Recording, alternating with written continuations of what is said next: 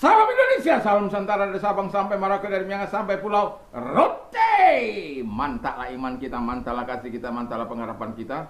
Tentunya dalam Yesus Kristus menjadi Tuhan dan Juru Selamat kita dan Juru Selamat dunia. Jangan katakan bahwa Yesus bukan Tuhan, jangan katakan pula bahwa Yesus bukan Juru Selamat. Dia adalah Tuhan, dia adalah Juru Selamat. Kalau engkau percaya, engkau akan diselamatkan. Kalau tidak percaya, engkau akan dihukum. Yohanes 3:36. Dan Yesus sudah berkata, akulah jalan dan kebenaran dan hidup.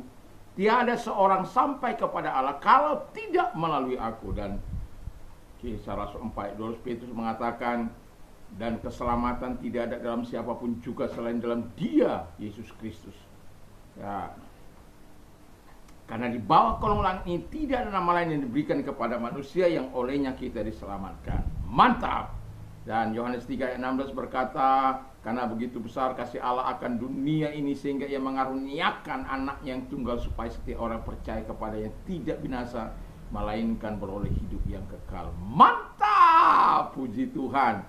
Dan juga Rasul Paulus mengatakan bahwa dengan hati percaya kita dibenarkan, dengan mulut mengaku engkau diselamatkan.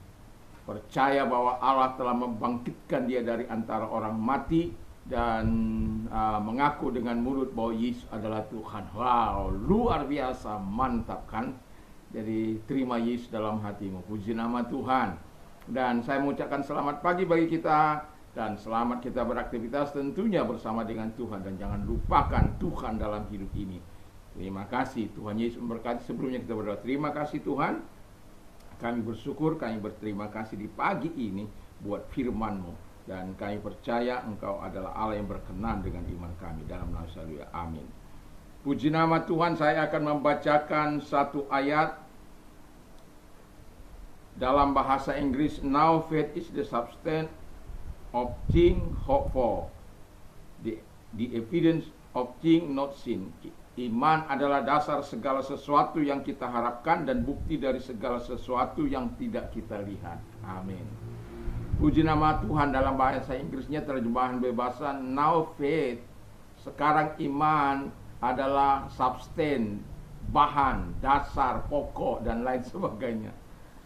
Jadi bahan segala sesuatu yang kita harapkan. Jadi sesuatu yang kita harapkan tentu ada banyak yang kita harapkan, dan kita tentu ingin Tuhan menolong kita, dan bukti segala sesuatu yang tidak kita lihat. Nah, olehnya tema firman Allah saat ini ialah iman yang berkenan kepada Allah. Haleluya. Tentu setiap orang ingin berkenan di hadapan Allah.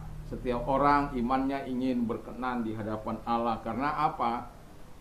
Di dalam Lukas 18 ayat 8 dikatakan di sana, kalau aku datang kali yang kedua ke muka bumi ini, adakah aku menemukan iman di muka bumi ini? Jadi kalau Tuhan datang, apakah iman kita adalah iman yang berkenan kepada Allah?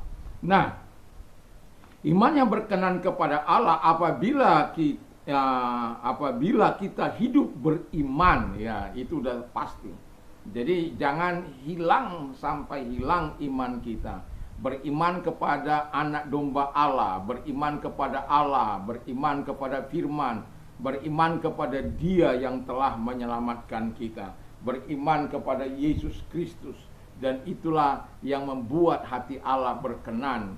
Kita beriman bukan hanya sekedar beriman, tapi kita mempercayakan kehidupan kita kepada Dia yang memberikan yang terbaik dalam kehidupan kita.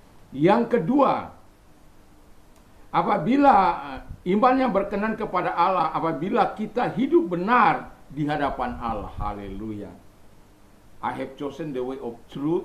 Aku telah memilih jalan kebenaran, dan I have set my heart on your laws. Aku telah menyesuaikan hatiku dengan hukum-hukum-Mu.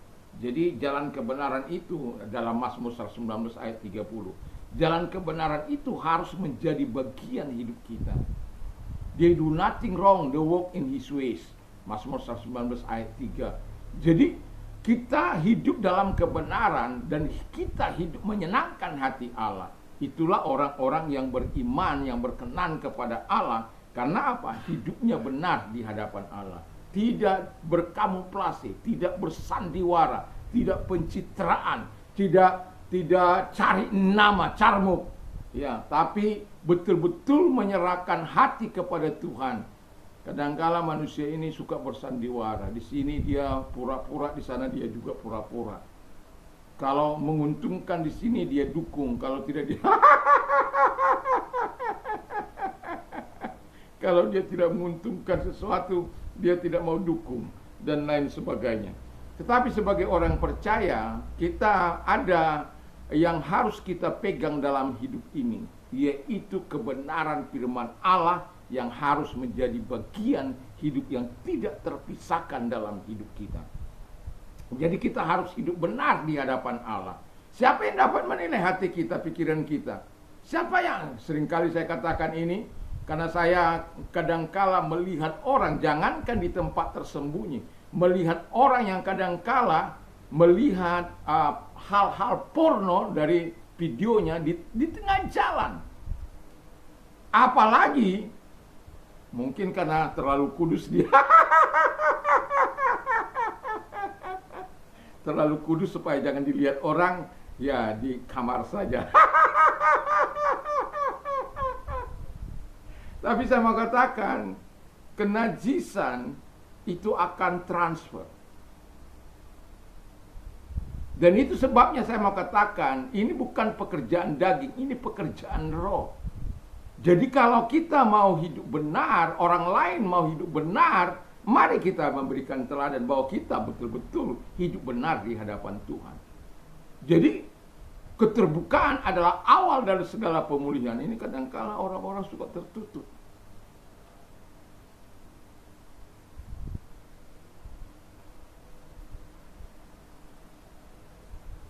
Jadi kita harus benar di hadapan Allah. Jadi kalau kita benar di hadapan Allah, kita pasti akan dibela oleh Tuhan. Iman kita adalah iman yang berkenan. Yang ketiga, iman yang berkenan kepada Allah apabila ia hidup percaya.